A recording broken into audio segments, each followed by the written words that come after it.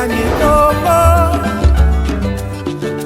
Yahweh, Yahweh, benisa mikongo. Yahweh, Yahweh, batela mikongo.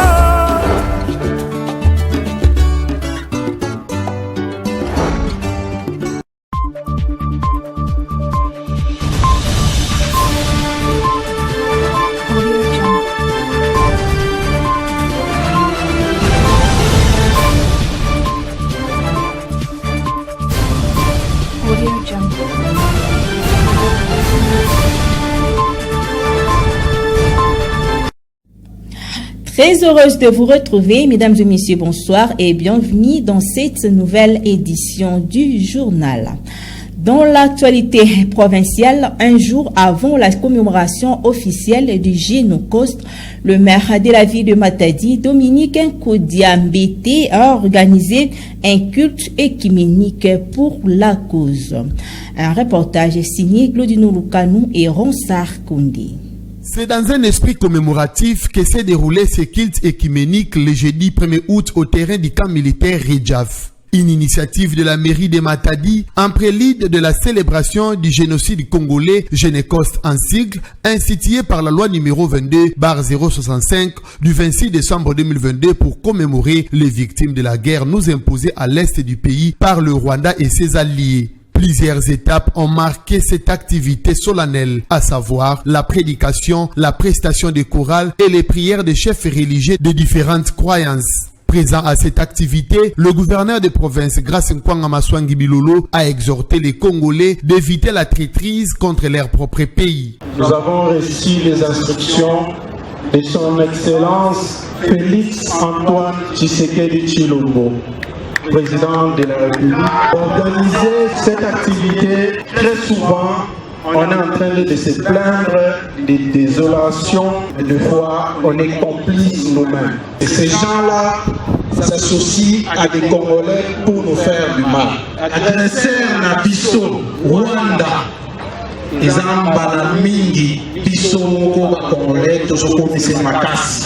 Par la même occasion, le chef de l'exécutif provincial a invité les fils Congo à l'unité, question de préserver la paix au Congo central. Bisogno Sotozara, unis au Congo central, la paix que nous avons, nous devons la conserver. J'appelle tous les Bas-Congo à se unir autour de son Excellence, Monsieur le Président de la République, Félix Antoine Tshisekedi Tshilombo. Signalons que ce culte a connu la participation de plusieurs personnes, dont les autorités politico-administratives et militaires, les agents des entreprises de l'État, ainsi que des fidèles de quelques églises.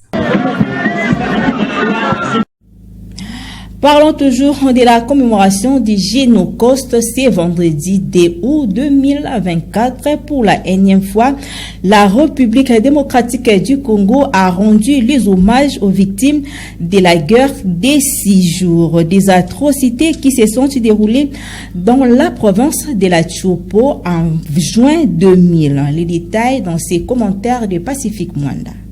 La ville de Kisangani a accueilli plusieurs autorités de marque, notamment la chef du gouvernement central, plus d'une dizaine de ministres nationaux, les ambassadeurs accrédités en République démocratique du Congo pour la commémoration des victimes de la guerre des 6 jours, opposant ainsi les armées rwandaises et ougandaises sur le sol congolais, précisément à Kisangani, dans la province de la Chopo en juin 2000, celle de 2 août 1998 et autres. Ces génocides pour des gains économiques commis en RDC et à sa deuxième phase de célébration. La deuxième édition du Génocoste a été commémorée ce vendredi 2 août 2024 par les Congolais en général et les Boyomais en particulier. La première étape était marquée par la pose d'une gerbe de fleurs au cimetière des 6 jours par la première ministre. Puis s'en sont suivis la série des discours et les témoignages des victimes. Ces étapes se sont déroulées à l'esplanade de la mairie de la ville de Kisangani. Dans sa prise de parole, la chef de l'exécutif national a circonscrit l'objet de la cérémonie de ces jours. Aujourd'hui, nous honorons la mémoire des millions de Congolaises et de Congolais victimes ces dernières décennies des actes de barbarie et de cruauté indescriptible orchestrés par certaines puissances et leurs agents sans nulle autre motivation que leur obsession à exploiter illégalement et contre nos intérêts les ressources naturelles de notre pays, la République démocratique du Congo. Pour cette année, au nom du président de la République et chef de l'État, son Excellence M. Félix-Antoine Tshisekedi Tshilombo, je préside ces commémorations du génocide congolais-génocauste ici à Kisangani, ville martyre. Dans mon passé, je suis arrivé une semaine après cette guerre de 6 jours à Kisangani et j'ai pu voir les dégâts que ça a causés. Nous sommes là pour nous souvenir de nos mères et de nos pères, de nos frères et de nos sœurs, de nos filles et de nos fils, certains massacrés, d'autres enterrés vivants. Il s'agit d'une blessure encore vive dans l'histoire de notre pays. Rappelons que la célébration du Génocauste a pour but rendre hommage à tous ceux qui ont perdu la vie dans les conflits en République démocratique du Congo. De son côté, le directeur général AI du Fonds national de répartition des victimes de violences sexuelles liées au conflit et des victimes des guerres, des crimes contre la paix et la sécurité de l'humanité, FONAREV, Kevin Ngunga, a donné les statistiques des victimes issues de ces atrocités. Suivez. Aujourd'hui, en cette journée nationale d'hommage aux victimes, nous nous réunissons non seulement pour nous souvenir, mais pour poser un acte solennel de reconnaissance envers ceux qui ont souffert, ceux qui ont perdu, ceux qui ont été brisés par les conflits qui ont déchiré notre nation. À Kisangani, à Goma, à Djougou, à Nganza, à Makobola, à Mwenga, à Beni et dans plusieurs autres localités, une stratégie profonde de déstructuration et de destruction a été pensée et mise en œuvre afin de commettre le crime le plus odieux de tous, un génocide.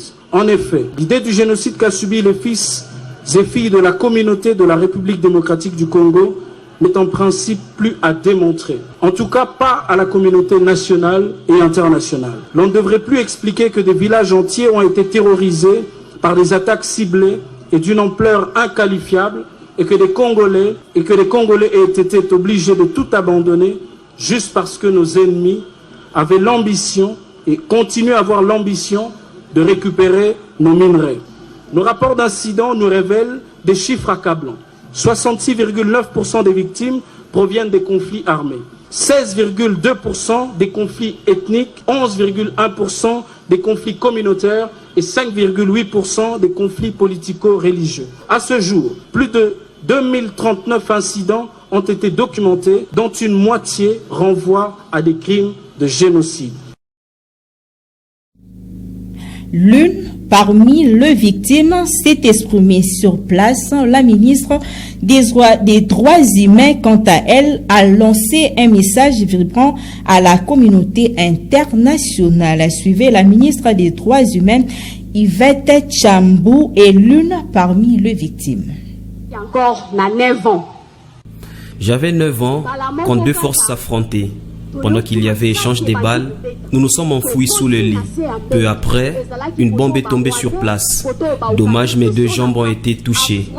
Ils m'ont abandonné, croyant que j'allais décéder. Je saignais comme pas possible. Les autres victimes mouraient sur place pendant que j'étais à la maison. Sous ces affrontements, mes parents m'ont transporté à l'hôpital. Malheureusement, même les personnels soignants ont fui la guerre. Je n'avais personne pour soigner mes jambes. Quelque temps plus tard, elles ont été amputées.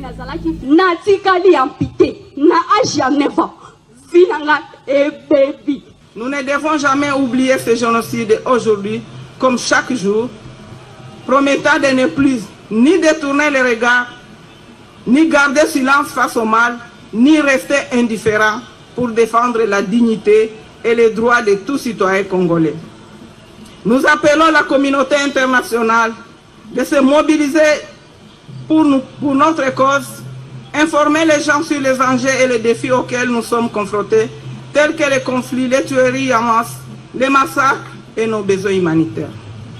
Chaque action compte et peut contribuer à une prise de conscience et des changements positifs dans notre pays.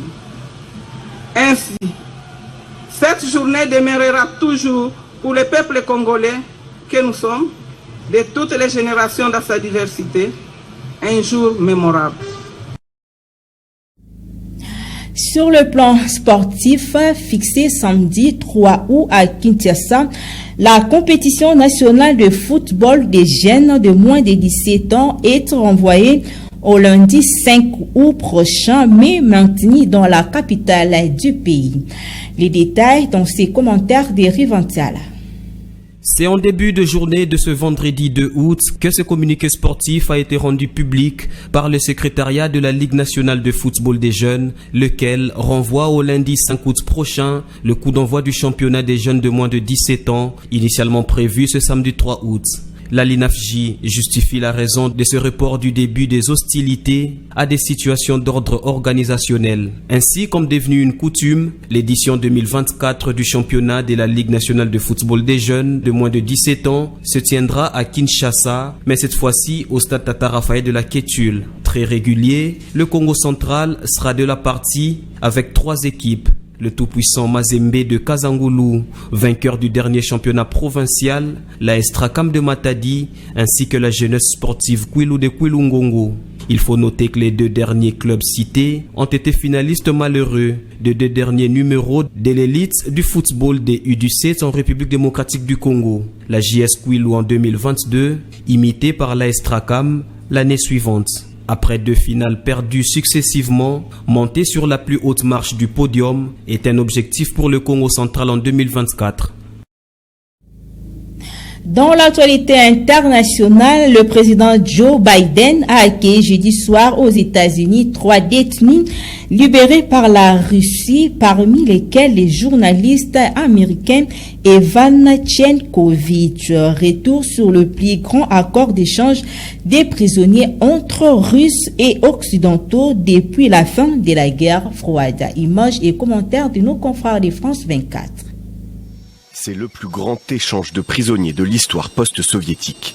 Cela fait des mois que Vladimir Poutine fait des pieds et des mains pour les libérer. Sur le tarmac de l'aéroport de Moscou, le président russe est venu en personne les accueillir. Vous serez tous nominés pour des décorations d'État. Nous nous reverrons et nous parlerons de votre avenir. Mais maintenant, je veux simplement vous féliciter pour votre retour chez vous. Merci beaucoup. Félicitations. Parmi les prisonniers libérés, des pirates informatiques russes et un journaliste accusé d'espionnage. Mais aussi Artem Doultsev et son épouse Anna Doultseva. Le couple d'espions russes arrêté fin 2022 gérait un réseau d'informateurs européens depuis la Slovénie. Leurs 2 enfants mineurs avaient alors été placés en famille d'accueil. Le prisonnier Vadim Krasikov fait également partie de l'échange. Ancien officier du KGB devenu commandant du FSB, il a été condamné à la prison à vie en Allemagne pour le meurtre en 2019 d'un séparatiste tchétchène. Si, outre-Rhin, sa libération suscite de premières critiques, le chancelier allemand Olaf Scholz s'en défend.